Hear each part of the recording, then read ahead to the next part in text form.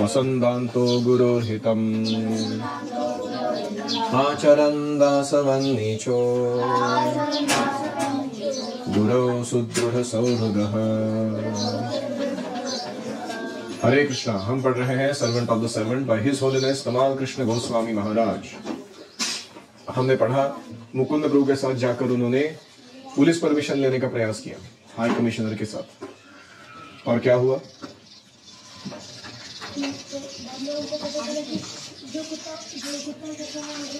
हाँ, ये कुत्ता जो सोया हुआ था उसको जगाना नहीं चाहिए था, ऐसा उनको अनुभव आया। इसका मतलब है कि उनको ऐसे आदेश मिले कि तुम चैंटिंग नहीं कर सकते और मैगजीन डिस्ट्रीब्यूशन करके चंदा इकट्ठा, डोनेशन इकट्ठा नहीं कर सकते। ये तो एकदम विपरीत हो गया ना जिस काम के लिए गए थे उसका। अभी देखते हैं आगे क्या हुआ है। To go out alone without the association of the chanting party was not easy. Chanting party के साथ न जाते हुए सिर्फ पुस्तक वितरण के लिए बाहर निकलना ये कोई आसान काम नहीं था। Chanting procession gave us strength and encouragement to the magazine distributors who look out to occasionally join the kirtan. तो जो मैगजीन डिस्ट्रीब्यूट करने वाले भक्त थे वो रस्तों पर बीच बीच में चैंटिंग पार्टी के आजू बाजू मंडराते रहते और उनको उससे प्रोत्साहन मिलता। पता है कि नहीं ऐसा कि आप गूगल डिस्ट्रीब्यूशन कर रहे हो और पास में हमारी चैंटिंग पार्टी बड़ी अच्छा सा कीर्तन भी कर रही है, तो अच्छा लगता है। इतना ही नहीं, वो बीच बीच में थोड़ा भौतिक वातावरण से पक जाते तो चैंटिंग पार्टी को आके ज्वाइन करते थोड़ी देर के लिए। अभी दोनों भी नहीं था, अभी अंडर कवर जाना है और सिर्फ मैगजीन डिस्ट्रीब्यूट करना है, चैंटिंग तो कर ही नहीं सकते। Going out alone was like being thrown into a vast sea of Maya's waves. माया के तरंगों वाले समुद्र में फेंक देने जैसा अकेले जाना बाहर पुस्तक वितरण के लिए था। It was to struggle all alone. अकेले से ही सारा संघर्ष करना पड़ रहा था। And one had to be constantly on the lookout for the high domed helmets of the London bobbies. तो लंदन बॉबी मतलब वहां के पुलिस को बॉबी बोलते हैं लोग, और उनके सर पे ऐसे डोम वाले हेलमेट रहते हैं विशिष्ट टाइप के। तो मैगजीन वितरण करते समय हमेशा यहाँ वहां देखते रहना पड़ता था कि कहीं वो पुलिस पास में तो नहीं है, हमको पकड़ ना ले। These bobbies appear to the struggling devotees to be like hungry sharks about to devour them. भक्तों को लगता था पुस्तक वितरण करने वाले ये पुलिस लोग कैसे हैं, भूखे शार्क मछली की तरह हैं जो कभी भी आके इनको निकल जाएंगे। With the constant threat of arrest hanging over them, the devotee spirits were gradually ebbing. तो जेल में डाले जाने की जो भय थी उसके कारण भक्तों का जो उत्साह था वो धीरे धीरे कम होने लगा। And when one of the brahmacharis, Jai Hari, mistakenly solicited a donation from an off-duty policeman, our clandestine activities became known to all the members of the police precinct. एक जय हरि प्रभु थे ब्रह्मचारी, वो गए पुस्तक वितरण के लिए और वहां जो ड्यूटी पे नहीं था, जो सामान्य नागरिक जैसा वेश किया हुआ एक पुलिस था, लेकिन उसको ही उन्होंने पुस्तक दे दिया और उससे चंदा मांगा। तो वो पुलिस, उसके थ्रू पुलिस को, सारे डिपार्टमेंट को पता चल गया कि नया कुछ तो इन्होंने कारस्थान किया हुआ है भक्त लोगों ने कि ये पुस्तक वितरण अभी भी जारी रखे हैं, रस्तों पर बंद नहीं किया इन्होंने। When I had first come to London, I anticipated that this situation might arise. मैं जब लंदन आया था तो मैंने अपेक्षा की थी कि ऐसा परिस्थिति आगे उद्भूत हो सकती है। At the time, I had approached Srila Prabhupada for specific references in our scriptures which support collecting donations from the public. उस समय क्योंकि मुझे आशंका थी भविष्य में ऐसा हो सकता है, मैंने प्रभुपाद जी से पूछा कि हमारे शास्त्रों में ऐसा कहाँ वर्णन है कि भक्तों को जनसामान्य से डोनेशन इकट्ठा करना चाहिए, चंदा लाना चाहिए। ऐसा कोई कोट्स कहाँ पर है शास्त्र में? His divine grace had immediately given the appropriate verse spoken by the great sage Narad Muni from the Srimad Bhagavatam, 7th canto, chapter 12, text 5. 7:12:5 Bhagavatam से प्रभुपाद जी ने एक श्लोक भेजा मुझे। क्या था? सायं प्रातश्चरेत भिक्षाम गुरवे तन निवेदयेत। The brahmachari should go out morning and evening to collect alms, and he should offer all that he collects to the spiritual master. ब्रह्मचारी को हर दिन एक बार सुबह और एक बार शाम को भिक्षा मांगने के लिए जाना चाहिए और उसे जो वो कलेक्शन करके लाता है उसे अपने गुरु को दे देना चाहिए, पूरा, कुछ भी अपने पास नहीं रखना चाहिए। तो इसलिए भिक्षा मांगना ये ब्रह्मचारियों का एक ड्यूटी है, धर्म है, कर्तव्य है। But as I had now come to realize, the law enforcement authorities of the Great Britain were not concerned with our religious bona fidity. ये लंदन के जो कानून के लॉ एनफोर्समेंट, कानून पालन करवाने वाले जो अधिकारी लोग थे, उनको हमारे धार्मिक अधिकृतता के बारे में कोई लेना देना नहीं था कि हम कितने बोनाफाइड हैं, हम जो कर रहे हैं उस शास्त्रों के अनुसार कर रहे हैं, इसमें इन लोगों को कोई लेना देना नहीं था। British law in no way obliged them to uphold the rights of the religious practitioners. ब्रिटिशों का जो लॉ था, कानून, उसमें ऐसा कोई व्यवधान नहीं था, प्रावधान नहीं था कि धर्म के जो पालन करने वाले लोग हैं उनके कुछ विशेष स्पेशल अधिकार हो सकते हैं। उनके सबके अधिकार सेम ही है, कानून के सामने तुम कोई भी धर्म पालन करो, सबके अधिकार सेम ही रहेंगे। It was this very reason which had prompted some of their forefathers centuries earlier to cross the Atlantic and found the United States of America. और क्योंकि ब्रिटेन का गवर्नमेंट सेक्युलर बन गया था, इसलिए वहां के कुछ चर्च वाले जो लोग थे वो उसको छोड़ के कहाँ चले गए थे, कुछ शतकों पहले अमेरिका चले गए थे। And they had founded the United states of America. और उन लोगों ने किसकी स्थापना की थी? संयुक्त राष्ट्र संघ अमेरिका की। They had been careful to frame the constitution to ensure the freedom of religion. और उन्होंने अपने कॉन्स्टिट्यूशन में, संविधान में, हर धर्म को अपना प्रचार प्रसार पालन करने की सारी सुविधा दे दी थी। Our American Sankirtan parties were thus the fortunate inheritors of a centuries-old constitutional tradition which guaranteed their legal protection. तो हमारी जो अमेरिका में बाहर जाने वाले संकीर्तन पार्टियां थी, उनके लिए ये बहुत भाग्यशाली था कि अमेरिका का कॉन्स्टिट्यूशन ऐसे लोगों ने बनाया है जो धर्म पालन करने वाले को लीगल प्रोटेक्शन देते हैं, कानूनन संरक्षण देते हैं। देखो, लीगल प्रोटेक्शन क्या होता है? तुम ये जो कार्य कर रहे हो, क्या ये हमारे संविधान के अनुसार है कि नहीं? अगर है तो उसको कानून संरक्षण देगा, अगर संविधान के विरुद्ध है तो कानून उसको रक्षण नहीं देगा।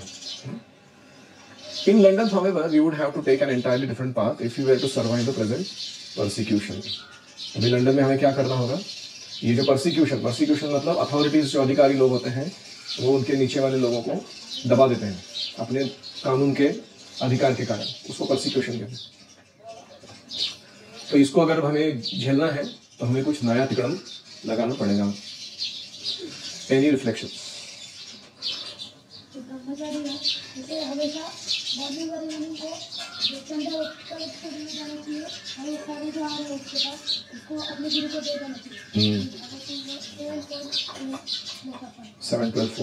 ठीक।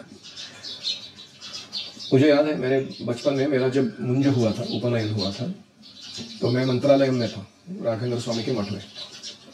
और वहाँ हम जो बाहर रह रहे थे, किसी, I think we are staying in some dharamshala, मेरे पिताजी ने मुझे रोज भिक्षा मांगने के लिए भेजा। मैं सिर्फ 12 वर्ष का था और वो मंत्रालय में पूरी नई जगह थी, लोग मालूम नहीं, रास्ते मालूम नहीं, और वो बटू के जैसा शिखा रख के डंडा हाथ में लेके भिक्षा मांगने जा रहे। तो ज्यादातर क्या होता था, मेरे ही रिलेटिव्स थे कुछ, वो अलग अलग लोकेशन पे जाके खड़े रहते थे और मैं जैसे ही सामने से गुजरता था मेरे को दक्षिणा दे देते थे। और कभी कभी मैं ऐसे ही पास वाले लोगों से मांग लेता था जो भी आजू बाजू से घूम रहे हैं। तो ये किस लिए था? ये हमको नम्रता सिखाने के लिए है कि तुम कुछ भी नहीं हो, तुम्हारी औकात नहीं है कोई, तुम दूसरों के टुकड़ों पर पले बड़े हो। ना केवल तुम्हारे माता पिता ने तुमको खिलाया है, समाज के अलग अलग लोगों ने भी तुमको खिलाया पिलाया है, इसलिए तुम्हारा ना केवल अपने परिवार के प्रति, समाज के प्रति भी ऋण है तुम्हारा। ये भावना दृढ़ होती थी। तो आजकल क्या है, बच्चे जो है वो माता पिता के द्वारा इतने संरक्षित रहते हैं, इतना पैम्परिंग मिलता है उनको कि उनको वो एंटाइटलमेंट लगता है। एंटाइटलमेंट मतलब क्या? कि ऐसा ही है, मेरे लिए ऐसा होना ही चाहिए। कैसा आप लोग मेरे को खिलाने रहे? हाँ, ये वाला खिलौना लाके क्यों नहीं दे रहे? ये वाला आइटम स्पेशल मैं जो बोल रहा हूँ वो क्यों नहीं बना रहे घर में? या मेरे को पिकनिक जाना था, डिज्नी पार्क जाना था, यहाँ लेके जाओ, वहां लेके जाओ, ये मूवी दिखाओ, वो खिलाओ। ऐसे बच्चे मानकर चलते हैं कि माँ बाप ने मेरे को जन्म दिया ना, अभी भुगतो तुम, तुम्हारा कर्तव्य है अभी मेरे को अच्छा खिलाना पिलाना, अच्छा खुश रखना, तुम मेरे दास दासी हो गए तुम अभी। This is called entitlement, one of the most dangerous problems of modern times. हर बच्चे को ऐसा लगता है कि मेरा विशेष अधिकार है। अब जैसे हमारे गुरुकुल के बच्चे भी कभी कभी घर वालों को ब्लैकमेल करते हैं, देखो तुमने गुरुकुल में डाला ना मेरे को, अभी तुम मेरे को क्रिकेट बैट ला के दो, अभी तुम मेरे को ये ला के दो, वो ला के दो, ऐसा करो वैसा करो, ये खाना खिलाने के ला के दो, तभी मैं इधर सुख शांति से रहूंगा, नहीं तो सबको तंग करूंगा मैं। ये क्या ब्लैकमेलिंग है खतरनाक, आप समझ रहे हो? अच्छा, ये क्या भावना है इसके पीछे? तुमको ये समझ में नहीं आ रहा कि तुमको जो भौतिक देह दिया माता पिता ने, यही तुम्हारे ऊपर बड़ा ऋण है। वरना शरीर नहीं मिलता था ना तुमको, तुम कितने सारे योनियों में भटकते रहते थे, इस भौतिक जीवन चक्कर में काटते रहते थे, भक्ति करने नहीं मिलती तुमको। ऊपर से उन्होंने गुरु के पास भेजा प्रशिक्षण लेने के लिए, वो गुरु जी अपना पूरा शक्ति लगा के आपको प्रशिक्षण लेने के पीछे पड़े ताकि आप इसी जीवन में अपना जीवन परफेक्ट कर सको। उसके बाद जो भी मिल रहा है वो कृपा है। ये क्यों नहीं मिल रहा, ये प्रश्न ब्रह्मचारी पूछ ही नहीं सकता। जैसे कुछ लोग होते हैं, मेनू चेंज कर दो, बोला कि परीक्षा के टाइम खिचड़ी बनेगी, सिर्फ भेड़ नहीं बनेगी, क्या मिसल पाव नहीं बनेगा, पाव भाजी नहीं बनेगी। कुछ लोग ने जाके अपना खुद अंदर घुस के 2 दिन पहले भेड़ बनवा लिया था, उनको परमिशन नहीं था, किसी ने ऑथराइजेशन नहीं दिया था वो करने का। This is called entitlement. तुम अपने को मैं ओहदा हूं, मेरा कुछ ओहदा है, मेरा कुछ औकात है, ऐसा मान रहे हो तुम, इसलिए तुमको ऐसा लगता है कि मुझे जो खाने को टंग डिमांड कर रहा है ना वो देना ही चाहिए मेरे को उसको। एक्चुअली ब्रह्मचारी का लक्षण नहीं है ये। एकदम गृहस्थ ना, you ask from your wife what you want to eat, she will give you. ब्रह्मचारी में ये नहीं चलेगा। ब्रह्मचारी का मतलब है प्लेट में जो आएगा खाने का, शांति से, डिमांड नहीं करने का ये चाहिए वो चाहिए। तो इसलिए ये जरूरी है कि वी शुड अंडरस्टैंड कि we are always beneficiary of others mercy. हम दूसरों की कृपा के कारण अपना सब कुछ चला पा रहे। You agree? आपके माता पिता आपको कृपा दे रहे हैं, दे आर नॉट ऑब्लाइज्ड। उनका भी ऐसा नहीं कि वो करना, उनको करना ही पड़ेगा, वो कैसा नहीं करते हैं। नित्यानंद सुन रहा है ना, दे रहे वो दया है, उसको कृतज्ञता पूर्वक स्वीकार करना चाहिए, ना कि डिमांड करना चाहिए। और इसलिए ब्रह्मचारी के लिए बहुत जरूरी है कि वो भिक्षा मांगने जाए। जब वो भिक्षा मांगने जाता है ना, तब बहुत अनुभव आते हैं। भिक्षा मांगने से क्या होता है, कुछ लोग हिडिस पिडिस करते हैं, हट चल निकल यहाँ से। या कुछ लोग होते हैं बड़ा सम्मान देते हैं, बोले कोई तेज पुंज ब्रह्मचारी आ गया हमारे घर में भिक्षा मांगने के लिए। वो भगवान पर उनकी श्रद्धा है, भगवान के सिस्टम्स पर उनका विश्वास है, इसलिए वो आपको भिक्षा देते हैं। ऐसा नहीं कि आपका कोई औकात है इसलिए देते, वो आपको पहचानते भी नहीं है। या आपको कभी कुछ लोग मिलते हैं जो आपसे श्रवण करते हैं, प्रचार सुनते हैं, तो उनका भला होता है कुछ। वो पूछते हैं कौन से गुरुकुल से हो, कौन सा वेद पढ़ रहे हो, और तुम्हारे गुरु जी कौन है, और तुम लोग को और कुछ चाहिए तो बताओ हमको। ऐसे भी लोग मिलते हैं कभी कभी जिनको सिस्टम पता है। So the point is, a brahmachari should always think, I am nobody, nothing. I am insignificant. I am product of mercy of the society. सारे समाज ने मेरे को खिलाया पिलाया बड़ा किया, इसलिए मैं उनका ऋणी हूँ और आगे जाके मेरे को ऋण चुकाना है। मैं ऐसे काम करूंगा जिससे सारे समाज का भला हो। तो ये ट्रेनिंग का प्रोसीजर है। आजकल वो बच्चा जाएगा बैठ के, हाथ नीचे करो, आजकल वो बच्चा जाएगा बैठ के एसी बस में, फिर वो जाएगा स्कूल, फिर वहां वो इतने से शॉर्ट पहनी हुई लड़कियां उसकी गर्लफ्रेंड बनेंगी, फिर वो ऐसे बाल उड़ाते हुए, अपना सिगरेट फूकते हुए क्लासरूम में शिक्षकों पर दया दिखाने के लिए अटेंडेंस लगाएगा वो। और पढ़ेगा तो पढ़ेगा, नहीं पढ़ा नहीं पढ़ा, बाकी टाइम पास करने के लिए कैंटीन है, लैब है, बाहर खेलने की ग्राउंड है। मूवीज में यही दिखाते हैं ना आजकल। This is not what education is. तो ऐसे बच्चे ये सब पढ़ेंगे तो चक्कर खा के गिर जाएंगे, वो भिक्षा मांगने जाएंगे रोज सुबह शाम। तो हमारे लिए क्या है प्रैक्टिकल, कि सुबह शाम हमें तो भिक्षा नहीं मांगनी पड़ रही ना, हमें तो सब सेट है लाइफ, गुरुकुल में भी सेट है कि हम। तो इसलिए जब बुक डिस्ट्रीब्यूशन का टाइम आता है, या रथ यात्रा का समय आता है, या हम पब्लिक फेस्टिवल फंक्शन कोई मनाते हैं, उसके लिए कभी मेहनत ज़्यादा करनी पड़ती है, रात को जगना पड़ता है, या कभी वो रघुनंदन भैया जैसा जाके रथ यात्रा का कार्ट उसको डेकोरेट करने के लिए टाइम एनर्जी डालना पड़ता है, और टाइम पे और चीज़ें करनी पड़ती है। That is our collection of भिक्षा। वहाँ हम तकलीफ उठा सकते हैं अपने जीवन में। राधा गोविंदनाथ मंदिर में जब फेस्टिवल्स आते थे या यात्राएं होती थी, तो बहुत सारे ब्रह्मचारियों को सिर्फ 2 घंटा जप के लिए मिलता था, 4 घंटा सोने के लिए मिलता था, बाकी टाइम पूरा टाइम सेवा चलता था। और वहाँ ऐसा प्रश्न ही नहीं था, कोई प्रश्न नहीं कर सकता कि ऐसे इतना क्या चल रहा है, why I am having trouble so much. So much means 50 ब्रह्मचारी के उनकी सेवाओं के कारण 5000 लोगों का यात्रा एकदम सुस्थित चल रहा है। It's unbelievable that such a low cost, how can somebody provide such food, such facilities? क्योंकि कोई लोग पीछे बैकग्राउंड में घिस रहे हैं, बर्तन घिस रहा है, कोई सब्जी कटिंग कर रहे हैं, बहुत कुछ कर रहे हैं, क्लीनिंग वगैरह, ट्रैश कलेक्शन, डिस्पोजल.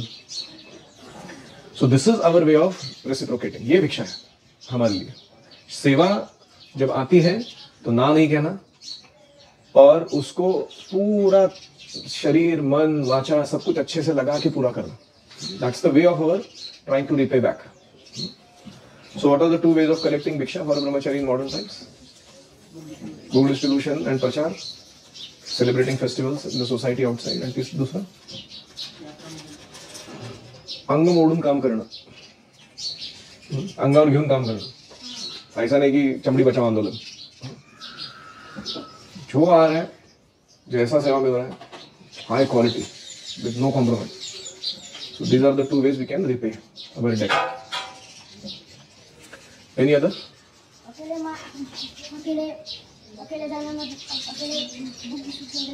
लगता है कि माया के बटन आ गए. हाँ, अकेले बूढ़ी सूरज जाने मतलब ऐसा है कि माया के वेव्स में फेंक दिया आपने हमको किसी ने समुद्र में. इसलिए अकेले नहीं जाना चाहिए, साथ में जाना चाहिए भक्तों. Very nice. Two devotees should always go together for food distribution. Even when you grow up, when you become grihastha also, still two people should go together, not alone. नहीं तो कोई भट्टाहारी आके तुमको ऊपर उठा के ले जाए, तुम्हारा काल कृष्णदास स्टोरी हो जाएगा वापस. सो बी केयरफुल. और कोई क्या धाम में भिक्षा मांग सकता है क्या? Two ways to look at it. एक है कि धामवासियों को क्या हम तकलीफ दे सकते हैं. हम तो हॉबी कर रहे हैं ना अपना. We are not exactly, are we doing it regularly here? No. Why you want to do that there? If you are living by भिक्षा, yeah, no problem, you can make it anywhere. कभी कभी धाम में भिक्षा इसलिए मांगते हैं हम ताकि वो ब्रजवासियों की कृपा मिले हमको. तो मांगते समय थोड़ा देख कर मांगना चाहिए. तो बहुत ही गरीब है, अब उसको जाके बोल रहे हो कि तुम्हारा जो खा रहे हो आज का भाकरी मेरे को दे दो, तो अपराध हो जाएगा ना हमसे. हमारा तो पेट भरा हुआ है, उनका उतना ही सोर्स है वो खाने का, तो वो सही नहीं रहेगा. और इतना नहीं मांगना चाहिए जो सबका पेट भरे हमारा. हमको उतना ही मांगना चाहिए जिससे एक एक टुकड़ा मिले हमको एज अ कृपा ऑफ धामवासी. उतना काफी है ना स्पिरिचुअल एडवांसमेंट. ऐसा नहीं कि हर घर में जाके इतना मान खिलाओ कि अच्छे से बैठ के अपना फीस्ट मनाओ, और वो लोग ने जो घर में बनाया था बेचारे अपने बच्चों को भूखे रख रहे हो आपको खिलाने के कारण. That's not good. सोच समझ के करना चाहिए काम को. ऐसे भावुकता में आके सेंटिमेंटल कुछ तो माधुकरी करेंगे वृंदावन में आज, डोंट डू दैट. आनंद बाजार में मांग सकते हो जगन्नाथपुरी के, क्योंकि उधर तो क्या खाने के लिए खिलाने के लिए बैठे लोग. उधर भिक्षा मांगना अच्छा है ब्रह्मचारी के लिए, क्योंकि तो सोर्स अनलिमिटेड सोर्स है उनके पास देने के लिए तुमको जगन्नाथ का. वो अलग टॉपिक है, लेकिन टाइम प्लस सर्कमस्टेंस देख के भिक्षा मांगना चाहिए. कभी कभी हमारी भिक्षा मांगने से अगर दूसरा ज्यादा अड़चन में आने वाला है तो नहीं मांगना चाहिए. तो उनके लिए वो भिक्षा देना ज्यादा मुश्किल नहीं है, मांग सकते हैं. क्योंकि धामवासियों का भावना अलग रहता है. वो मन में सोचते कि ब्रह्मचारी आके मांगा, मैंने नहीं दिया, तो कृष्ण क्या बोलेंगे, मेरे घर में कोई अतिथि आया था, वो दे देता हूँ. वो खुद का पेट काट के भी देंगे आपको. तो we have to be careful.